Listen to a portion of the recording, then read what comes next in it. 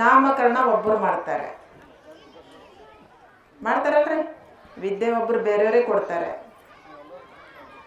ನಂತರ ನೌಕರಿ ಒಬ್ಬರು ಕೊಡ್ತಾರೆ. ಅದಾದಮೇಲೆ ಎಲ್ಲವೂ ಆದಮೇಲೆ ಹೆಗಲು ಸಹಿತ 4 ಜನ ಬೇರೆಯವರೇ ಕೊಡ್ತಾರಲ್ಲ. ಮತ್ತು ನಮ್ಮದೇನಿದೆ ಜಗತ್ತಿನಲ್ಲಿ? ನಾವು ಜಗತ್ತಿಗೆ ಏನು ತಂದಿದ್ದೇವೆ? ನಾವು ಯೋಚನೆ ಮಾಡಬೇಕಾಗಿದೆ. ನಾನು ಯಾರು ಅಂತ ತಿಳ್ಕೊಳ್ಬೇಕಾಗಿದೆ. ಹೌದು, ನಾನು ಯಶೋಧ ಇದ್ದೇನೆ. ಹೇಳ್ತೇನೆ, ನೀವು ಯಾರ್ರಿ ಅಂತ ಕೇಳಿದ್ರು. ಮೊನ್ನೆ ನಮ್ಮ ಒಬ್ಬ ಅಧಿಕಾರಿ ಕೇಳಿದ್ರು ನನಗೆ.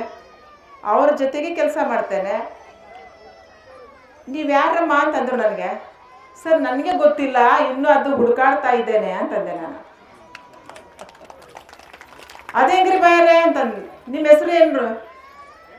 ನನಗೆ ನನ್ನಮ್ಮ ಜಗತ್ತಿಗೆ ಬರುವಾಗ ಜಗತ್ತು ಗುರುತಿಸ್ಲಿಕ್ಕೆ ನಮ್ಮಮ್ಮ, ನಮ್ಮಪ್ಪ, ನನ್ನ ಬೀಗರ್ ನೆಂಟರು ಎಲ್ಲರೂ ನನಗೆ ಹಣೆ ಲೇಬಲ್ ಒಂದು ಯಶೋಧ ಅಂತ ಹೆಸರಿಟ್ಟರು, ನಾಮಕರಣ ಮಾಡಿದರು. ಮತ್ತು ನೀವು ಯಾರು ಅಂತ ಕೇಳಿದ್ರು. ಸರ್, ನಾನು PSI ಇದ್ದೇನೆ. ಹೌದು, PSI ಇದ್ದೇನೆ. ಅದನ್ನು ತಿಳಿಸಿದೆ ಸರ್, ನಾನು PSI ಇದ್ದೇನೆ. ಬಟ್ ನನ್ನ ಹೊಟ್ಟೆ, ನನ್ನ ಕುಟುಂಬ ನಡೆಯೋಕ್ಕೋಸ್ಕರ ನನಗೊಂದು ಉದ್ಯೋಗ ಬೇಕಾಗಿತ್ತಲ್ಲ, ಅದಕ್ಕೆ ನಾನು PSI ಈ ಹುದ್ದೆಗೆ ನಾನು ಸೇರಿಕೊಂಡೆ. ಆದರೆ ನಾನು ಯಾರು?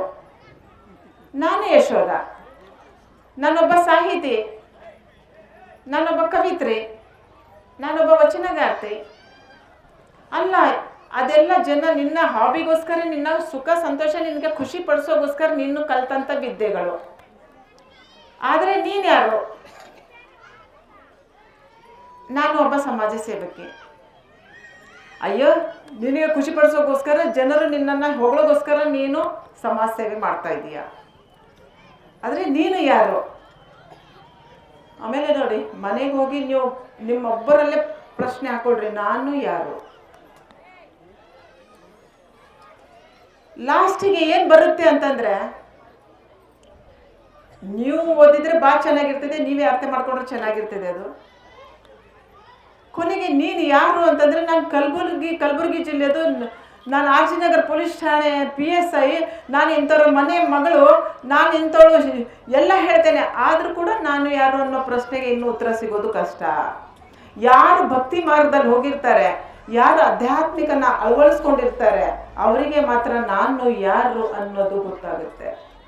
ನಾನು ಯಾರು ಅಂತಂದರೆ, ನನ್ನಲ್ಲಿರುವ ದೇಹ ನನ್ನದಲ್ಲ, ಆತ್ಮ ನನ್ನದಲ್ಲ. ದೇಹದಲ್ಲಿ ವಾಸವಾಗಿರುವ ಚೈತನ್ಯ ಶಕ್ತಿ ಇದೆಯಲ್ಲ, ಆತ್ಮ, ಅದು ನಾನು. ಬರೀ ದೇಹ ನನ್ನಲ್ಲಿದೆ. ದೇಹದಲ್ಲಿಂದ ದೇಹವಾಸಿ ಪ್ರಾಣ ಪಕ್ಷಿ ಹಾರಿ ಹೋದರೆ ದೇಹ ಇರ್ತದೆ. ದೇಹವಾಸಿ ಪ್ರಾಣ ಪಕ್ಷಿ ಹಾರೋದ್ಮೇಲೆ ನನಗೆ ಏನಂತಾರೆ? ಹೆಣ ಅಂತಾರಲ್ಲ. ಮತ್ತು ಆ ನವ ಚೈತನ್ಯ, ನಮ್ಮ ಹತ್ರ ಚೈತನ್ಯ ಶಕ್ತಿ ಇರೋವರೆಗೆ ನಾನು. ಆ ಚೈತನ್ಯ ಶಕ್ತಿನೇ ಇಲ್ಲ ಅಂತಂದರೆ, ಆತ್ಮನೇ ಇಲ್ಲ ಅಂತಂದರೆ ನನಗೆ ಹೆಣ ಅಂತಾರೆ. ಅದಕ್ಕೆ ನಾವು ಜಗತ್ತಿಗೆ ಬಂದಾಗ ದೇಹನೂ ನಮ್ಮದಲ್ಲ, ಆತ್ಮನೂ ನಮ್ಮದಲ್ಲ. ದೇಹ ಅಪ್ಪ ಅಮ್ಮನಿಂದ ಪಡೆದಿದ್ದೇವೆ, ಆತ್ಮ ಪರಮಾತ್ಮನಿಂದ ಪಡೆದಿದ್ದೇವೆ. ನಡುವೆ ಇರೋದು ಜೀವನ ಸಮಯ ನಮ್ಮ ಕೈಯಲ್ಲಿದೆ. ಅದನ್ನ ನಾವು ಒಳ್ಳೆಯ ಕೆಲಸಗಳಿಗೆ ಉಪಯೋಗ ಮಾಡ್ಕೊಳ್ಬೇಕಾಗಿದೆ. ಯಾರ್ದು ಕೆಟ್ಟದ್ದು ಬಯಸೋಕೆ ಬೇಡ, ಯಾರಿಗೂ ನೋವು ಕೊಡೋದು ಬೇಡ. ಭಗವಂತ ನಮ್ಮನ್ನ ಯಾಕೆ ಕಳಿಸಿದ್ದಾನೆ ನಮಗೆ ಜಗತ್ತಿಗೆ ಅಂತಂದು ನಾವು ತಿಳ್ಕೊಳ್ಬೇಕಾಗಿದೆ. ನಾವು ನಮ್ಮಿಂದ ಏನು ಒಳ್ಳೆ ಕೆಲಸಗಳನ್ನ ಮಾಡಿಸ್ತಾನೆ ಅದು ಮಾಡಲಿಕ್ಕೆ ನಾವು ಬಂದಿದ್ದೇವೆ. ನಾವೆಲ್ಲರೂ TV ನೋಡಿಕೊಂಡು, ಸಿನಿಮಾ ನೋಡಿಕೊಂಡು, ಮೊಬೈಲ್ನಲ್ಲಿ ಬ್ಯುಸಿಯಾಗಿ ಸಮಯ ವ್ಯರ್ಥ ಮಾಡ್ತಾ ಇದ್ದೇವೆ. ನಮ್ಮ ಸೌಂದರ್ಯ, ದೇವ್ರು ಕೊಟ್ಟಂಥ ಸೌಂದರ್ಯನ ಹಾಳು ಮಾಡ್ಕೊಳ್ತಾ ಇದ್ದೇವೆ ಮೊಬೈಲ್ TV ನೋಡಿಕೊಂಡು. ಅದರಿಂದ ಏನು ಪಡಿತಾ ಇದ್ದೇವೆ ನಾವು? ನೋಡಿ, ಮೊಬೈಲ್ ನೋಡೋದು ಬೇಡನಲ್ಲ, ಅದರಲ್ಲಿ ಒಳ್ಳೆ ಒಳ್ಳೆ ಸಂದೇಶಗಳನ್ನು ಬರ್ತವೆ. ನಮ್ಮ ತಾಯಂದ್ರಿಗೆ ಏನಾಗಿದೆ? ಬರೀ TV, ಮೊಬೈಲ್ ಭಾಳ ಇಷ್ಟ ಆಗಿದೆ. ಯಾಕೆ ನಾನು ಮೊದಲಿಗೆ ಹೇಳಿದೆ ಅಂದರೆ, ಅಧ್ಯಾತ್ಮದ ತವರು ಭಾರತ, ಭಕ್ತಿಯ ಬೇರು ಭಾರತದಲ್ಲಿ ಸಿಗ್ತದೆ ಅಂತಂದರೆ, ವಿದೇಶಿಗರು ನಮ್ಮ ದೇಶ ಭಾರತ ದೇಶಕ್ಕೆ ಬಂದು ನಮ್ಮ ದೇಶದಲ್ಲಿದ್ದಂಥ ಸಂಸ್ಕೃತಿ ಸಂಸ್ಕಾರ ಕಲ್ತ್ಕೊಂಡೋಗಿ ಅವರ ದೇಶದಲ್ಲಿ ಪಸರಿಸ್ತಾ ಇದ್ದಾರೆ. ಅಲ್ಲಿ ಭಜನ್ ಮಾಡ್ತಾ ಇದ್ದಾರೆ, ಅಲ್ಲಿ ದೇವರ ಗುಣಗಾನ ಮಾಡ್ತಾ ಇದ್ದಾರೆ, ಪೂಜೆ ಮಾಡ್ತಾ ಇದ್ದಾರೆ, ದೇವರುಗಳಿಗೆ ಅಲಂಕಾರ ಮಾಡಿ ಖುಷಿ ಪಡ್ತಾ ಇದ್ದಾರೆ. ಅಲ್ಲಿನ ಮಕ್ಕಳು ವಿದೇಶದಲ್ಲಿ ನೋಡ್ರಿ ಎಂತ ಒಳ್ಳೆ ಗಾಯನ ಮಾಡ್ತಾ ಇದ್ದಾರೆ, ನೃತ್ಯ ಮಾಡ್ತಾ ಇದ್ದಾರೆ ದೇವರ ಧ್ಯಾನ ಮಾಡಿಕೊಂಡು. ನಾವೇನು ಮಾಡ್ತಾ ಇದ್ದೇವೆ? ನಮ್ಮ ಮಕ್ಕಳಿಗೆ ಪರದೇಶ ಸಂಸ್ಕೃತಿ ಕಲಿಸ್ತಾ ಇದ್ದೇವೆ. ಪ್ರತಿಯೊರ್ಗೂ ಪರದೇಶದ ವ್ಯಾಮೋಹ ಹೆಚ್ಚಾಗಿದೆ. ಯಾಕೆ ಇದೆಲ್ಲ ಪರದೇಶ ವ್ಯಾಮೋಹ ನಾವು ತೋರಿಬೇಕಾಗಿದೆ? ಯಾಕೆ ಅಂತಂದ್ರೆ ಇಡೀ ಜಗತ್ತಿನಲ್ಲಿ ಯಾವುದಾದ್ರೂ ದೇಶ ಸಂಸ್ಕೃತಿ ಸಂಸ್ಕಾರಕ್ಕೆ ಹೆಸರಾಗಿದೆನಾ ಅಂದ್ರೆ ಅದು ನಮ್ಮ ಭಾರತ ದೇಶ ಒಂದೇ. ನಮ್ಮ ಭಾರತ ದೇಶದ ಸಂಸ್ಕೃತಿ ಇಷ್ಟು ಅಮೂಲ್ಯವಾದ ಸಂಸ್ಕೃತಿ ಇದೆ. ನಾವೆಲ್ಲರೂ ಧೀರ ವೀರ ಶೂರ ಭಾರತಾಂಬೆಯ ಮಡಿಲಿನ ಮುದ್ದಿನ ಹೆಮ್ಮೆಯ ಕಂದಮ್ಮಗಳು. ನಾವು ನಮ್ಮ ಸಂಸ್ಕೃತಿ ನಮ್ಮ ಸಂಸ್ಕಾರವನ್ನ ನಾವು ಫಾಲೋ ಮಾಡ್ಕೊಂಡು ಹೋಗ್ಬೇಕಾಗಿದೆ. ಬಹಳ ಜನರಿಗೆ ಏನಾಗಿದೆ, ಗಳಿಸ್ಬೇಕು, ಹಪಾಪಿತನ ಹೆಚ್ಚಾಗಿದೆ ನಮ್ಮ ಹತ್ರ, ದುರಾಸೆ ಹೆಚ್ಚಿಗಾಗಿದೆ ನಮ್ಮ ಹತ್ರ. ನೋಡಿ, ದುರಾಸೆ ಹೆಚ್ಚಿಗಾಗಿದ್ರೆ ಏನಾಗ್ತದೆ, ಒಂದ್ ದಿವಸ ಆಸೆ ಇರಲಿ ಬೇಡ ಅನ್ನೋದಿಲ್ಲ. ಆಸೆ ಒಳ್ಳೆ ಸನ್ಮಾರ್ಗದಲ್ಲಿ ನಡೆದು ನಾವು ನೋಡಿ, ಸತ್ಯದ ಮನೆಗೆ ಒಂದೇ ಬಾಗಿಲು, ಸುಳ್ಳಿನ ಮನೆಗೆ ಹಲವಾರು ಬಾಗಿಲದವೆ. ಸತ್ಯದ ಮನೆಯಲ್ಲಿ ಅದು ಅಂದ ಇಲ್ಲ, ಚಂದ ಇಲ್ಲ, ತಳಕು ಇಲ್ಲ, ಬಳಕು ಇಲ್ಲ. ಸುಳ್ಳಿನ ಅರಮನೆ ಸುಳ್ಳಿನ ಅರಮನೆ ತುಂಬಾ ಚೆನ್ನಾಗಿದೆ, ನೋಡೋಕೆ ಚೆನ್ನಾಗಿದೆ. ಒಳಗಡೆ ಹೋದ್ರೆ ಶಾಂತಿ ಇಲ್ಲ, ಸಮಾಧಾನ ಇಲ್ಲ. ಒಂದ್ ದಿವಸ ನೀರಿನ ಮೇಲಿನ ಗುಳ್ಳೆ ಹರ್ಕೊಂಡೋಗಿ ನಡುವು ನೀರಲ್ಲಿ ಬಂದಾಗ ಡಮ್ ಅಂತ ಹೊಡೆದು ಬಿಡುತ್ತೆ. ಆದ್ರೆ ಸತ್ಯದ ಮನೆಯಲ್ಲಿ ಶಾಂತಿ ಸಮಾಧಾನ ಇದೆ, ಗೌರವ ಇದೆ. ನಾವು ಸತ್ಯದ ಮನೆ ಆರಿಸ್ಕೊಳ್ಬೇಕಾಗಿದೆ. ಹಪಾಪಿತನೆಯಿಂದ ನಾವು ಗಳಿಸಿಡ್ತಾ ಇದ್ದೇವೆ. ಯಾರೋ ಒಬ್ಬರು ಕಲ್ಕತ್ತಾದಲ್ಲೇನೋ ಒಬ್ಬ ದೊಡ್ಡ ಶ್ರೀಮಂತ ಮನೆ ಕಟ್ಟಿಸ್ತಾ ಇದ್ದಾನೆ. ಎಷ್ಟು ವರ್ಷ ಮನೆ ಕಟ್ಸಿದ್ನು ಅಂತಂದ್ರೆ 21 ವರ್ಷ ಮನೆ ಕಟ್ಸಿದ್ನಂತೆ. ಮನೆ ಕಟ್ಸಿದ್ನಂತೆ. ಅದೆಂತ ಮನೆ ಕಟ್ಸಿದ್ನೋ ಗೊತ್ತಿಲ್ಲ. ಮನೆಯಲ್ಲಿ ವಾಸ್ತು ಪೂಜೆ ಮಾಡಿ ಕಾಲು ಇಡಬೇಕು ಅಂತ ಹೊಸಲಲ್ಲಿ ನಿಂತಿದ್ದಾನೆ. ಸ್ವಾಮಿಗಳ ಮನೆಯಲ್ಲಿ ವಾಸ್ತು ಪೂಜೆ ಮಾಡ್ತಾ ಇದ್ದಾರೆ. ಏನೋ ಸ್ವಾಮಿಗಳು ಮೊದಲಿಗೆ ಅವ್ರು ಪೂಜೆ ಮಾಡಿ ಕಾಲು ಇಡಬೇಕು ಅನ್ನೋದ್ರಲ್ಲಿ ಇವನು ಕಾಲು ಇಟ್ಟಿಲ್ಲ, ಹೊಸನಲ್ಲಿ ಅಲ್ಲೇ ಹಾರ್ಟ್ ಅಟ್ಯಾಕ್ ಆಗಿ ಸತ್ತೋಗ್ತಾನೆ. ಮತ್ತೆ ಯಾಕೆ ನಾವು ಗಳಿಸೋ ಕಡೆಗೆ ಯೋಚನೆ ಮಾಡಬೇಕು? ಬಹಳ ಜನ ಹಪಾಪಿತನದಿಂದ ಗಳಿಸ್ತಾ ಇದ್ದಾರೆ. ಆಸೆ ಇರಲಿ, ಮಕ್ಕಳಿಗೆ ಎಜುಕೇಶನ್ ಕೊಡೋ ಕಡೆಗೆ ಇರಲಿ, ಸನ್ಮಾರ್ಗದಲ್ಲಿ ಹೋಗ್ರಿ, ದಾಸೋಹ ಮಾಡೋ ಕಡೆಗೆ ಮನಸ್ಸಿರಲಿ. ಇಂಥ ಆಶ್ರಮಗಳಿಗೆ, ಮಠಗಳಿಗೆ, ಇಂಥ ದಾಸೋಹದಲ್ಲಿ ಯಾರು ಬರ್ತಾರೆ ಆ ಟೈಪ್ ನೀವು ಯಾರಿಗೆ ಇಂಥ ಒಳ್ಳೆ ಕಾರ್ಯಕ್ರಮಗಳಿಗೆ ಸಹಾಯ ಮಾಡಿ. ಭಗವಂತನಿಗೆ ನೀವು ಮಾಡಿದ ಸೇವೆ ಭಗವಂತನಿಗೆ ಅರ್ಪಿತ ಆಗ್ತದೆ. ನಾವು ಹಪಾಪಿತನದಿಂದ ಗಳಿಸಿಟ್ಟಿದ್ದು ನಾನು ಎಷ್ಟೋ ಜನರಲ್ಲಿ ನೋಡ್ತಾ ಇರ್ತೇನೆ. ಎಷ್ಟೋ ಜನ ಹಪಾಪಿತನದಿಂದ ಗಳಿಸಿಟ್ಟಿದ್ದು ಅವರೇ ಅನುಭವಿಸ್ತಾ ಇಲ್ಲ, ಅನುಭವಿಸಕ್ಕಾಗ್ತಾ ಇಲ್ಲ. ನಾವೇನು ಶ್ರಮದ ಸಂಪಾದನೆ ಮಾಡ್ತೇವೆ ಆ ಶ್ರಮದ ಸಂಪಾದನೆ ನಮಗೆ ಕೊನೆವರೆಗೂ ನಮಗೆ ಒಂದು ಒಳ್ಳೆ ಮಾರ್ಗನೂ ತೋರಿಸ್ಕೊಡ್ತದೆ, ನಮಗೆ ಉಳಿತಾಯನೂ ಮಾಡ್ತದೆ, ನಮಗೆ ಖುಷಿನೂ ಕೊಡ್ತದೆ. ನಾವಿಷ್ಟು ಪಾಪಕರ್ಮಗಳು ಮಾಡ್ತಾ ಇದ್ದೇವೆ ಕಲಿಯುಗದಲ್ಲಿ. ಅಷ್ಟೆಲ್ಲ ಪಾಪಕರ್ಮಗಳು ಮಾಡಿದ್ಮೇಲೆ ಆ ಕರ್ಮಗಳನ್ನ ಶುಚಿ ಮಾಡ್ಕೊಳ್ಳಿಕ್ಕೆ ಏನ್ ಮಾಡ್ತೇವೆ ಗೊತ್ತಾ? ನದಿಗಳಲ್ಲಿ ಹೋಗ್ತೇವೆ. ಪುಷ್ಕರಣಿಗಳು ಬಂದಾಗ ದೊಡ್ಡ ದೊಡ್ಡ ತ್ರಿವೇಣಿ ಸಂಗಮದಲ್ಲಿ ಹೋಗಿ ಡುಮ್ಕಿ ಹೊಡಿತೇವೆ ಮೂಗಿಡ್ಕೊಂಡು. ಓಂ ನಮಃ ಶಿವಾಯ, ಓಂ ನಮಃ ಶಿವಾಯ ಅಂತ ಹೊಡಿತಿರಲ್ಲ ಭಾಳ ಜನ. ಹೊಡಿತೀವಲ್ಲ ನಾವು ಪಾಪಕರ್ಮಗಳು ಮಾಡಿರ್ತೇವೆ. ಪಾಪಕರ್ಮಗಳಂದ್ರೆ ಏನಪ್ಪ?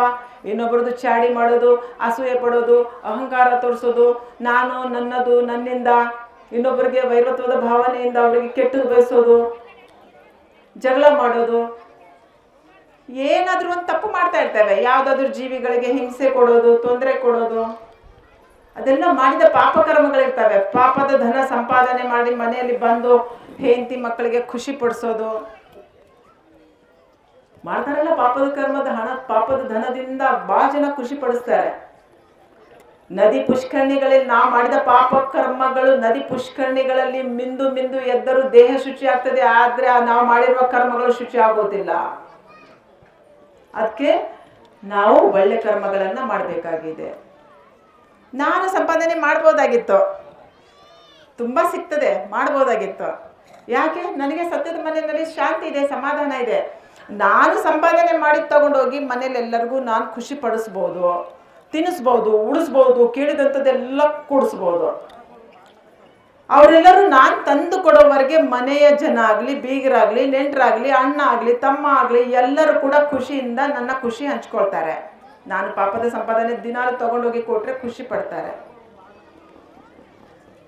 ಆದರೆ ನನಗೆ ಕಷ್ಟ ಬಂದಾಗ, ನನಗೆ ದುಃಖ ಆದಾಗ, ನನಗೆ ಯಾವುದೋ ಕಾಯಿಲೆ ಆದಾಗ, ನನ್ನ ನೋವನ್ನು ಅನುಭವಿಸಿ ನರಳುವಾಗ ನನ್ನ ನೋವನ್ನು ಹಂಚ್ಕೊಳ್ತಾರೆ. ನನ್ನ ಮನೆಯವರಿಗೆ ಕೇಳಿ ನೋಡಬೇಕು ಒಂದು ಸಲ.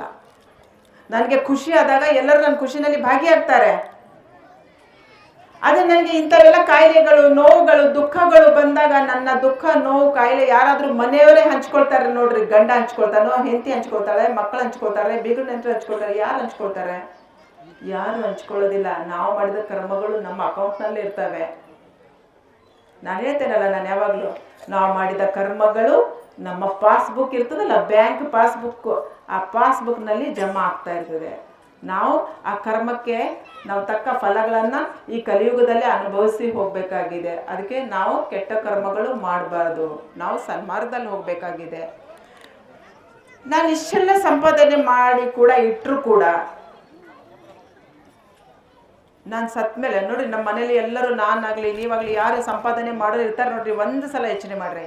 ಇಷ್ಟೆಲ್ಲ ಮನೆಗೆ ತಂದು ಹೋಗಿ ನಾನು ತಂದು ತಂದು ತಂದು ಹಾಕ್ತಾ ಇರ್ತೇನೆ. ಎಲ್ಲ ರೀತಿಯಿಂದ ತಂದು ಹಾಕ್ತೇವೆ.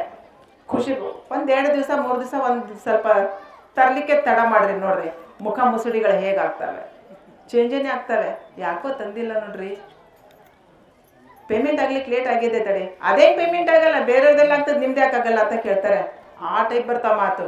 ಇನ್ನೂ ನೋಡ್ರಿ ಮುಂದೆ ಇಷ್ಟೆಲ್ಲ ಸಂಪಾದನೆ ಮಾಡಿದ್ಮೇಲೆ ಎಲ್ಲ ತಂದು ಹಾಕ್ತಾರೆ. ಹೆಂಡತಿ ಮಕ್ಕಳು ಎಲ್ರಿಗೂ ತಂದು ಹಾಕೋರಿಗೆ, ಹೆಂಡತಿ ಆಗಲಿ, ಗಂಡ ಆಗಲಿ, ಮಕ್ಕಳಾಗಲಿ, ತಂದೆ ತಾಯಿ ಆಗಲಿ, ಬಂಧು ಬಳಗಾಗಲಿ ಎಲ್ಲರೂ ಮುತ್ತು ಕೊಡೋದೇನು, ಪ್ರೀತಿ ಮಾಡೋದೇನು, ಕಾಲು ಬೀಳೋದೇನು, ಅಪ್ಕೊಳ್ಳೋದೇನು, ಇಷ್ಟು ಚುಟ್ಕಿ ಬರೋದೇನು ಎಲ್ಲ ಮಾಡ್ತಾರೆ.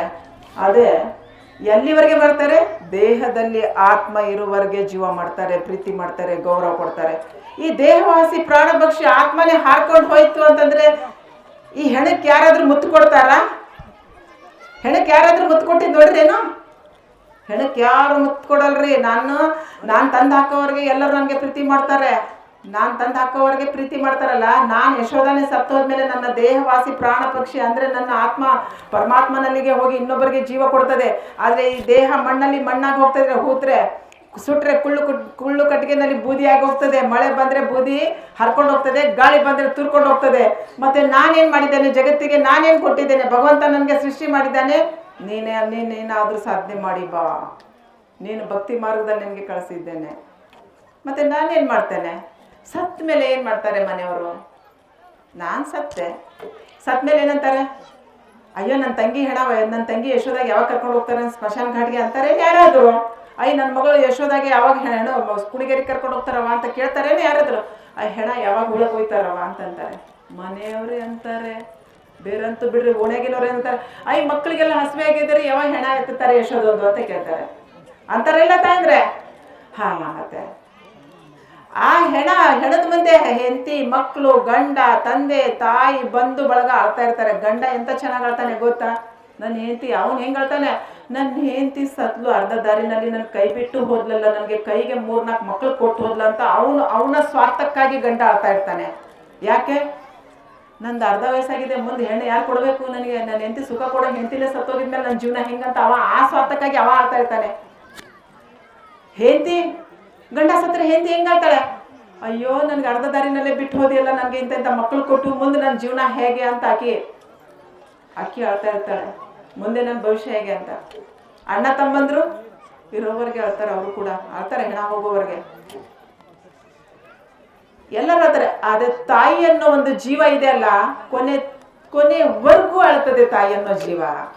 ಯಾಕೆ ಅಂತಂದ್ರೆ 9 ತಿಂಗಳ ತನ್ನ ಗರ್ಭದಲ್ಲಿ ಇಟ್ಟು ನಮ್ಮ ಜಗತ್ತಿಗೆ ತಂದಿರ್ತಾಳಲ್ಲ, ಆ ತಾಯಿ ಅನ್ನೋ ಜೀವ ಇರ್ತದಲ್ಲ, ಅದು ಕಳಕಳಿ ತುಂಬ ಇರ್ತದೆ. ಆ ತಾಯಿ ಕೊನೆವರೆಗೂ ನೆನೆಸ್ಕೊಂಡು ಇರ್ತಾಳೆ. ಆ ಹೆಣ ಹೂತಾಗಿ ಬರ್ತಾರಲ್ಲ, ಬಂದ ಮೇಲೆ ನೋಡ್ರಿ ಮನೇಲಿ ಮಗಂದು ಯಾವ ಕಾರ್ಯಗಳು ಮಾಡ್ಬೇಕು, ಏನೇನು ಮಾಡ್ಬೇಕೆಲ್ಲ. ಇದೀಗ ತಾನೇ ಈ ಒಂದು ಕಾರ್ಯಕ್ರಮದ ಉದ್ಘಾಟಕರು ಆಗಿರ್ತಕ್ಕಂಥ ಸನ್ಮಾನ್ಯ ಶ್ರೀ ರಾಜಗೌಡ ಬಸನಗೌಡ ಪಾಟೀಲ್, ಜನಪ್ರಿಯ ಶಾಸಕರು ದೇವಪ್ರಿಯವರು ವೇದಿಕೆ ಆರಂಭಿಸ್ತಾ ಇದ್ದಾರೆ. ಜೋರಾದ ಚಪ್ಪಾಳೆಯೊಂದಿಗೆ ವೇದಿಕೆಗೆ ಆಹ್ವಾನಿಸೋಣ. ಅವರಿಗೆ ನಮ್ಮ ಮಲ್ಲಿಬಮ್ಮ ಸ್ವಾಮಿಗಳು ಹಾಗೂ ಈ ಒಂದು ಆಶ್ರಮದ ಶ್ರೀಗಳಾಗಿರ್ತಕ್ಕಂಥ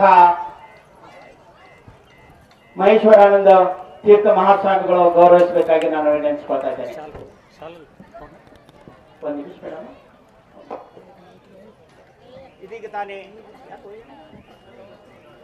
ಬರ್ತಾರೆ. 3ನೇ ದಿವಸ ಚೆನ್ನಾಗಿ ಎಲ್ಲರೂ ಕೂಡ್ಕೊಂಡು ಹೊಳಿಗೆ ತುಪ್ಪ ಊಟ ಮಾಡ್ತಾರೆ. 4ನೇ ದಿವಸ ಚಾಲು ಹೋಗ್ತದೆ ನೋಡ್ರಿ ಮನೆಯಲ್ಲಿ ಜಗಳ.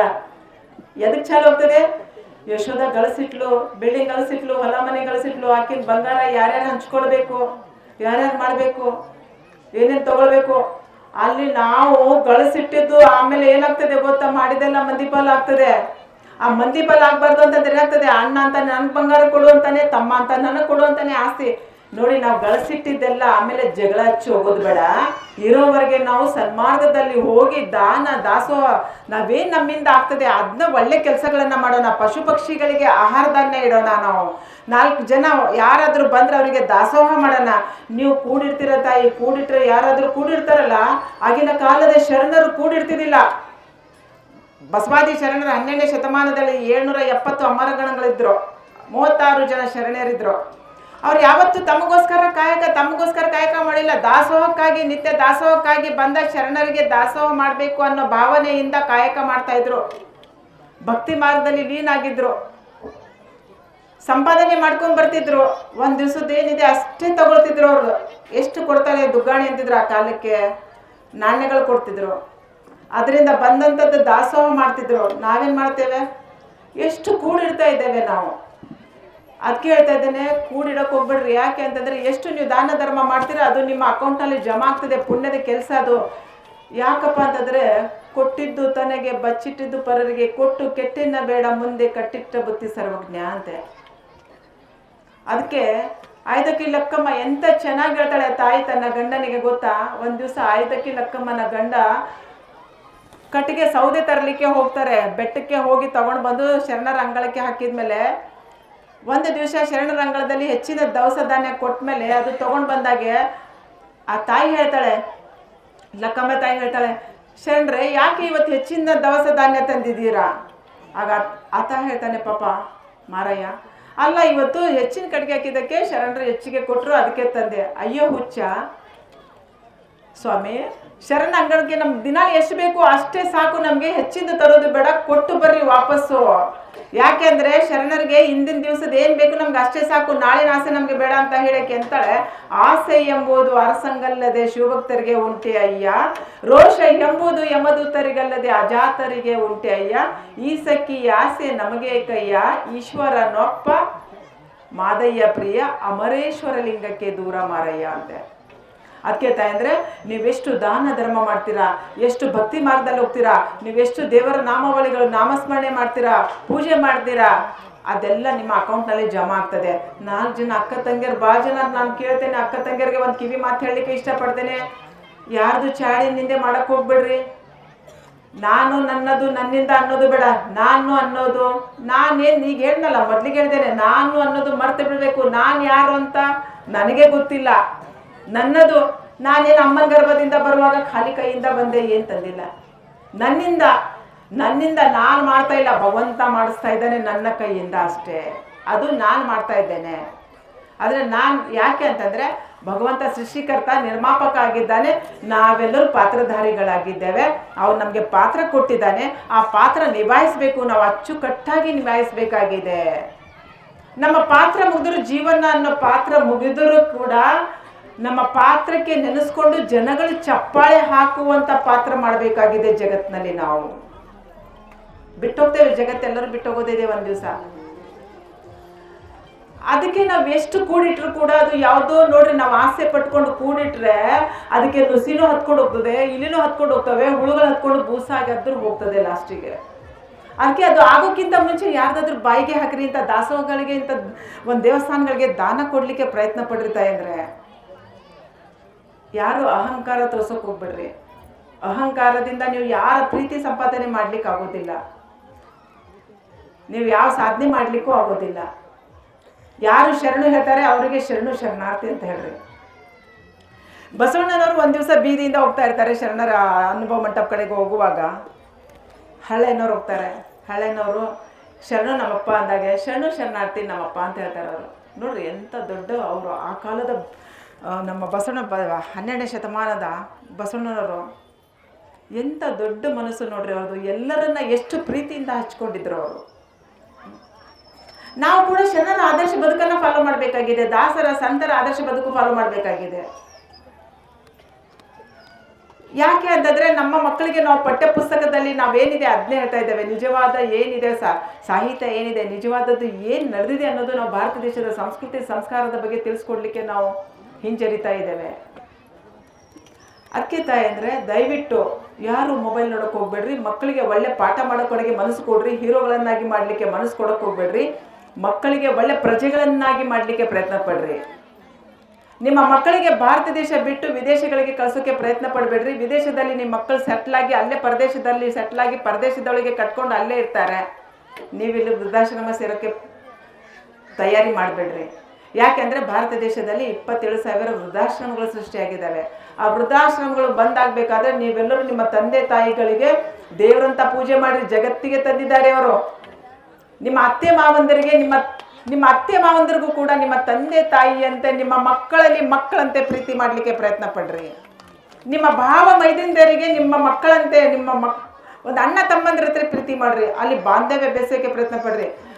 ನೀವು ಬಂದು ಮನೆಗೆ ಅಂತಂದ್ರೆ TCPC ನಿಮ್ಮ ಅಕ್ಕ ನಿಮ್ಮ ತಂಗಿ ಯಾಕೆ ಬಂದು ವರ್ಷಕ್ಕೆ 4 ಸಲ ಅಂತ ಅನ್ನೋಕೆ ಹೋಗ್ಬೇಡ್ರಿ. ಯಾವ ಹೆಣ್ಣು ಮಗಳು ತನ್ನ ತವರು ಮನೆಗೆ ಬರ್ತಾಳೆ ಖುಷಿಯಿಂದಾಕಿ ಹಾರೈಸಿ ಹೋಗ್ತಾಳಲ್ಲ, ಆ ಮನೆ ಹಾಲು ತುಪ್ಪದಿಂದ ಉಕ್ಕುತ್ತದೆ.